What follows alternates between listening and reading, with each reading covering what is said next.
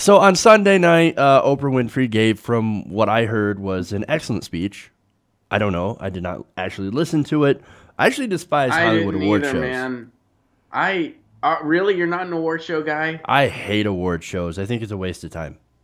So, me too. Like I'm the same way. Like I don't get the point I of don't. it. I I don't either. don't understand why people aren't completely bored by it's boring. It is I boring. don't like people like it. I mean, I guess like if you're really into like fashion or Yeah, something, sure. that's interesting and that's cool. Like I get it.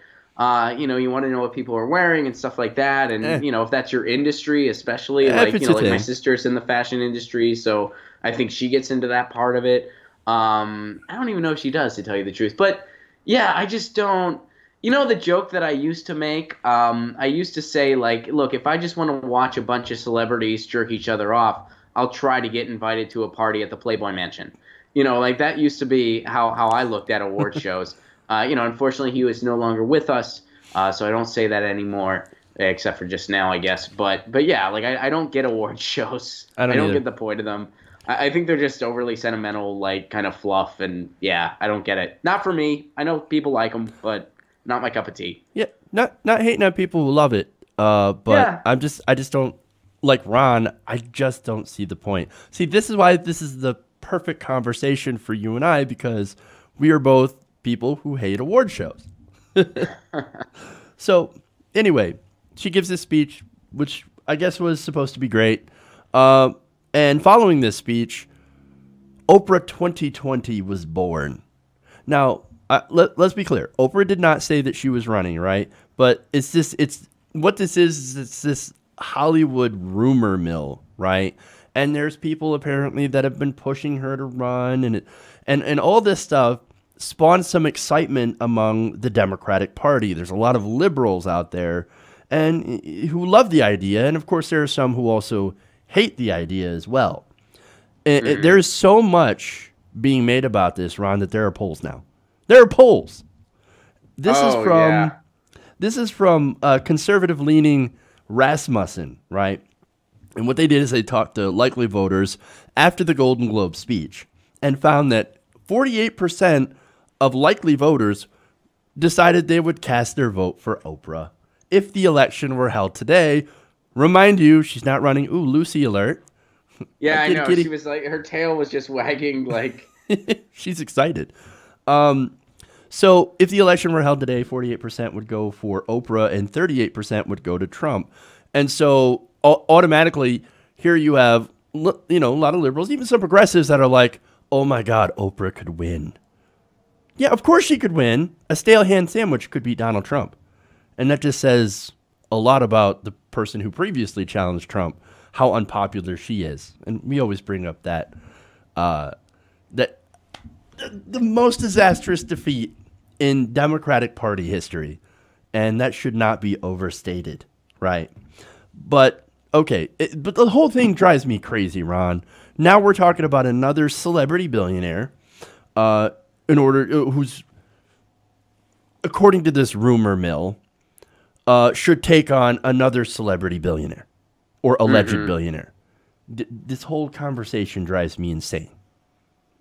Yeah, and I think there's a chance it's much ado about nothing. Of course, Of like course it is. this sort of mirrors how things started with Trump, really. I mean, a couple years ago, people were like, Trump's not going to run. Come on, that's ridiculous. And then look at what happened. Oops. I mean, I didn't take it seriously for the longest time, admittedly. I even said, I remember it was John Fugelsang's show where things were starting to heat up a little more, and this was back in 2015, where he was saying he was like, Trump's actually a kind of legit contender at this point, and I was like, no, like I didn't buy, and no one else on the panel did, like John was the only one that was like, no, I think, and turned out he was right. I mean, I was wrong. Like it's Well, John's a smart dude too. yeah, he is, and he was right on that one. I mean, Oh yeah, I've even talked about it with him since. I was like, yeah, man, you really, I nailed was it. wrong. You were right on that one. And so this is kind of like a similar situation where a bunch of people are, but then other people are excited about it. So I'm not going to say one way or the other if I think it is or isn't. I mean, anything is possible. Of course, I hope she doesn't run. I don't think that this is what the country doesn't need, another, out of touch capitalist billionaire.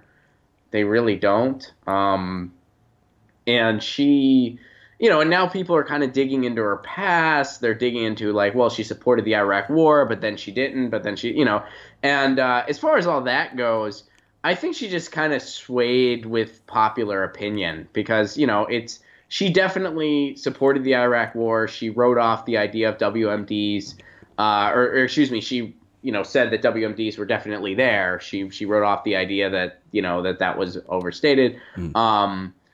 At a time when the Dixie Chicks were scared for their lives. And then later, when people realized that, oh, this is completely messed up and this is lies from the Bush administration, she kind of shifted her tune as well. So she kind of just followed, the liberal latte rhetorical wave on that one. So yeah, I mean, I hope she doesn't run. I hope this is just some fluff. And I'm sure she made a nice speech, and that's great. That's great that she made a nice speech. Yeah. But, I don't want to live in a country where the president of the United States can say, it all started with the speech I gave at an entertainment awards show. Right. That's not how I want to be doing our politics. Not that it would necessarily be any worse than what's going on now. No, arguably it would be better. I'd like to have a viable progressive candidate in 2020. And Oprah is not a progressive, and I don't think that would be that's not what this country needs. Of course, the Democrats are probably going to jump on the idea of kind of fighting fire with fire. Let's fight a celebrity billionaire with another celebrity billionaire. But there's a lot of problems. There's a lot of reasons why it wouldn't be a good thing, and the biggest one being, we live in such an age of access journalism and, a corporate media where everybody is kind of buddy-buddy. Nancy Pelosi's son was partying with Trump on the New Year. So I think someone like Oprah, who is kind of like the same celebrity status as Trump, if not maybe even more. I would say more. But is well liked. I mean, people like her, and that's she is a likable person. Excuse me? She is a likable person. Absolutely. And I don't watch her show, so I can't really say anything about that one way or the other. Like, I'm not familiar with her show. I think the last clip of it I saw was when she gave everybody a car. Which, if she did that with healthcare, maybe I would suck it up and vote for it, Jeff. But, that's the biggest problem here, is that we don't know. Like, maybe that's not the biggest problem. It's like the second biggest problem, because I got a bunch of problems with this. But she is a policy blank suit. Like, we don't know. We just don't know. Like, and that's the problem. Like, I feel like just to finish what I was getting at is that, when you live in such an age of access journalism, my biggest concern, policies aside, is that we would be in an era where nobody would want to hold her accountable as a president for anything. Like, just the lens of critique would be completely shut off. People kind of dozed off during the Obama years. I think this would be a hibernation like nothing we've ever seen before. So that would be a concern. Yeah. Yeah. I think the best quote that I've seen on this actually came from another celebrity, to be fair. Seth MacFarlane. He said, Oprah is beyond a doubt a magnificent orator, which apparently I am not. But the idea of a reality show star running against a talk show host is troublingly dystopian. We don't want to create a world where dedicated public service careers become undesirable and impractical in the face of raw celebrity. And I think that's really the big point here. This has turned into, like, do you remember when politics was boring, Ron? I remember when it was boring and kind of wonkish, and you're like, okay, we're watching C-SPAN, and nobody's throwing feces at each other. Okay, great. They're actually trying to get things done for the country. And yeah, I don't agree with those guys over there, but they're bringing ideas, and their ideas are kind of stuck, but they're kind of working together. I remember when it was boring. Now it's not boring, but to the detriment of this country. It's turned into daytime television. It's turned into a WWE match. Like at some point, somebody's gonna like bring a chair and hit Donald Trump over the head with it. Yeah, I mean that pretty much sort of already happened. He actually has a history in professional wrestling, He does. and I think the biggest thing here, we don't want future generations to watch the movie Idiocracy and think it was a documentary. Yeah. And so, like, again, this is my problem. And the other problem here, and I think you alluded to it a little bit, is that I think we have made politics too much about the person, too much about personality, and not enough about policy. And see, that's the big problem. Like, I don't care who you are personally. If you have good policy and you're sincere, I will support you. And that's it. Because that's what this entire thing should be about. It should be about policy. And unfortunately, this entire hype about Oprah running shows that as a society, we're not there. We're valuing celebrity far more than people who actually have real ideas. And that's well, the big here's problem. the thing. I think we are and we aren't. I mean, I think there's Maybe you're two more sides of positive that than me. fiddle, huh? Maybe you're more have a more positive view about this than I do. But I have a much more cynical view of this because I think that we have as a society fallen into the cult of celebrity. Because I agree look, with that. we have I a don't think celebrity anyone can president. disagree with that. Yeah. No, I'm totally with you there, and I totally understand that, and I agree with you. However, there's also reason to kind of doubt and to kind of feel like people are sort of their arms are twisted into that. And here's a couple kind of counterpoints. Even though I see where you're coming from, and I do agree with that. We definitely have a cult of celebrity that's problematic, but I think there's more of a differentiation into the politics than the public's given credit for.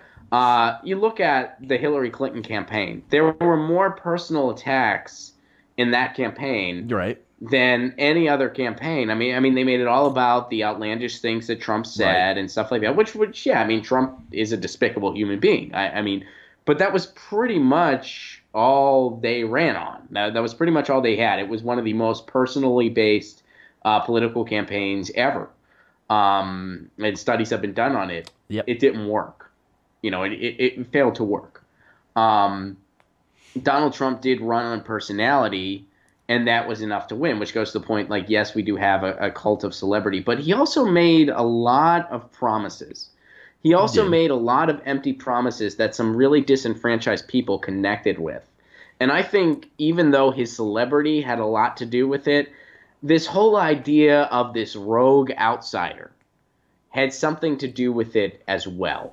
I think that they both played into it. And you look at Bernie Sanders, Bernie Sanders is, an older guy with messy white hair that's been around a long time and has been kind of, working in his own aisle for years and years and years. Sure, yeah. And he starts saying these ideas that people didn't hear a presidential contender say, and he's filling up stadiums. So I think there's kind of two sides to it, where people really just want someone that's going to make their lives better. But yeah, the cult of celebrity is still an issue. But I don't think that we need to have Oprah shoved down our throats. Right. Let me have a contender in 2020. And I know some people are saying that, and I don't think that's true. Ron, let me push back. Like generally, I agree with what you had just said earlier, but I got 2 points. Let's not forget the role that racial resentment had played in the election of Trump, and because that's also another factor along with the other factors that you had cited. And let's not forget that there are some people on the left that have made the Bernie movement all about Bernie Sanders and not necessarily the policies. So I've seen some of that as well.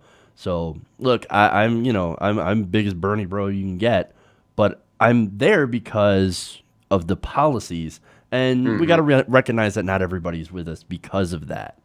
because he and himself is now a bit of an icon as well. And that's a great thing. But at the same time, I think some people will feed more into his now elevated status. Maybe. I mean, but he's an icon because of the policies he was pushing, not because he's Bernie Sanders. Yeah, that's a good I mean, point he's an icon because of the ideas that he brought to the table. I mean, I see where you're coming from. And yeah, certainly, racism and sexism, did help Trump get elected. And that's really sad that we still live in that country. But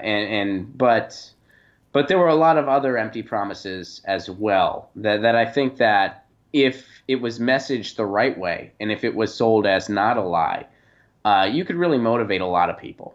Mm-hmm. Hey, everybody. Thanks for watching this video. If you want to see more like this, please hit the subscribe button below. And if you want to support truly independent progressive media, please consider becoming a patron at patreon.com/TYTNation.